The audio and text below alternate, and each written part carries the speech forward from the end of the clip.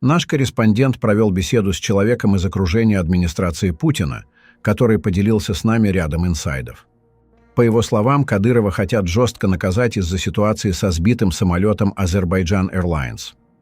Ниже приведем всю ту информацию, о которой сегодня нам стало известно. Алиев отказался говорить с Кадыровым. Проблемы из-за сбитого самолета набирают обороты. Рамзан Кадыров утром в пятницу 27 декабря пытался поговорить с президентом Азербайджана Ильхамом Алиевым. Тот отказался.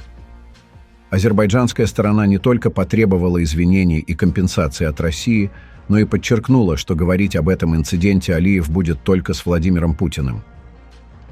С одной стороны, понятно, кто такой Кадыров для Алиева.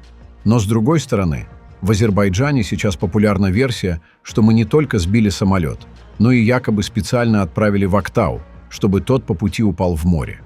«Очень опасная для нас версия», — сказал источник в Кремле.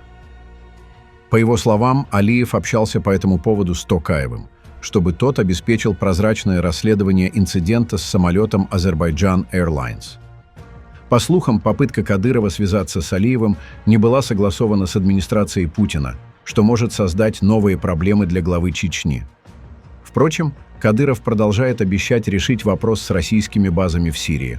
Но на деле Кадыров типичный воздухан. Пошли дальше, к второму инсайду из Кремля. Кадырова хотят принести в жертву, чтобы не ссориться с Азербайджаном и другими партнерами. Владимиру Путину предложили отправить в отставку и показательно наказать Рамзана Кадырова за сбитый в Чечне пассажирский самолет Azerbaijan Airlines. С такой инициативой выступает группа влиятельных людей в Кремле. Кадыров устроил в Чечне бардак и беспредел. Неудачная работа ПВО, выстрелы по пассажирскому самолету – это следствие общего беспорядка. Поэтому нужно лишить его поста, заставить заплатить компенсации семьям погибших пассажиров. И забыть о Рамзане. Всей стране забыть. Наши азербайджанские партнеры, надеюсь, такой жертвой будут удовлетворены. Другие партнеры поймут, что мы надежные и не будут с нами ссориться. Мне кажется, это намного важнее, чем судьба отдельно взятого Кадырова, сказал нашему корреспонденту собеседник из администрации Путина, близкий к Сергею Кириенко.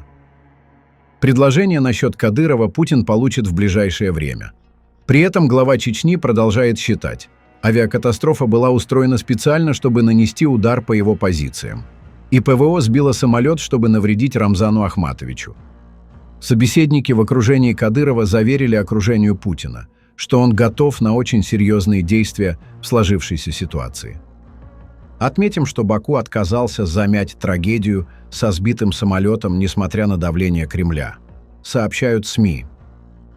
Президент Азербайджана Ильхам Алиев отказался засекретить расследование крушения гражданского самолета, несмотря на обращение Кремля и Рамзана Кадырова. Добавлю, что Кадырова обвинили в терроризме за угрозы узбекским чиновникам. Советник министра экологии Узбекистана и депутат Олий Маджлиса Расул Кушербаев призвал к решительным мерам в ответ на угрозы узбекским чиновникам, которые он назвал терроризмом. Почему мы должны молча наблюдать за тем, как нам угрожают? Разве не пора дать достойный ответ на эти угрозы? Ответ должен быть не просто в заявлениях, но в конкретных действиях.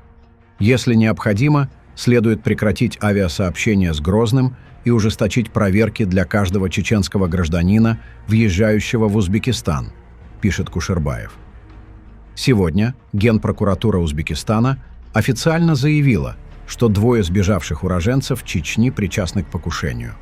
Ранее за них заступился Кадыров. В свою очередь депутат Узбекистана Тожиев заявил, что Кадыров должен извиниться перед народом Узбекистана. Депутат Законодательной палаты Узбекистана Адилжон Тожиев выступил с резкой критикой в адрес главы Чечни Рамзана Кадырова, осудив его вмешательство во внутренние дела республики и угрозы в адрес узбекских чиновников, передают СМИ. Я категорически осуждаю вмешательство главы Чечни Рамзана Кадырова во внутренние дела Узбекистана, а также его угрозы или давление в отношении узбекских государственных чиновников. Такие действия могут негативно повлиять на отношения двух дружественных государств и нанести ущерб дружеским связям между народами двух стран. Он призвал власти России дать правовую оценку угрозам от главы Чечни. От себя добавлю, что Кадырова со всех сторон пытаются атаковать. В Узбекистане заявили, что ждут публичных извинений Кадырова перед страной. Ранее он позволил себе угрозы в адрес узбекских чиновников. Теперь узбеки требуют извинений. Азербайджанцы обвиняют в сбитом самолете, а украинцы бомбят его владения и унижают его подопечных. Выдержит ли морально такой стресс феодал самого титульного народа России? Посмотрим.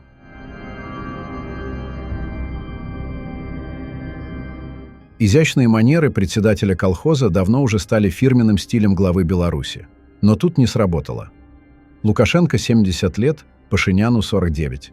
В нынешнее время это пропасть. Ментальная прежде всего. Мало того, что они люди разных поколений, но до сих пор, живя в парадигме СССР, Лукашенко забыл, что это не партийный съезд с разбором личного дела первого секретаря Коммунистической партии Армении. При этом именно вчера сработало то, что так раздражает меня в другие дни – беспардонность Пашиняна. Как говорится, даже поломанные часы 2 раза в сутки показывают верное время, и вчера был как раз такой случай. Ну, а фраза Лукашенко про телевизор войдет в анналы. Тот редкий случай, когда фраза может войти сразу в 2 слова. И с одним «н», и с 2. Кстати, срыв Лукашенко можно списать и на стресс от мучительного переживания за друга, который так и не приехал на долгожданную встречу. Всю ситуацию с самолетом я рассматриваю в 3 плоскостях.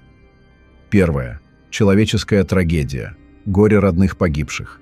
На нее вообще мало кто обращает внимание, и даже невероятная реакция армянского информационного поля, без злобы, не поколебала фундамент многолетней алиевской армянофобии. Вторая – это Казахстан. Невероятно, но самолет, дотянув до казахского берега, перевел всю историю в международную повестку, превратив Казахстан в этой ситуации из свидетеля в непредвзятого третейского судью. Слить никак не получится. Именно поэтому появилась 3-я плоскость. Алиев, понимая, что из-за Казахстана молча договориться с ним у России не получится, чему бы он сам не возражал, стал играть в оскорбленные чувства. В любом случае все спустят на тормозах, но уже с большим скрипом и визгом и при всем честном народе. Ложечки найдутся, но вот осадок останется надолго. Пишите ваше мнение в комментариях и подписывайтесь на наш канал, чтобы не пропускали самые важные новости мира и нашего региона.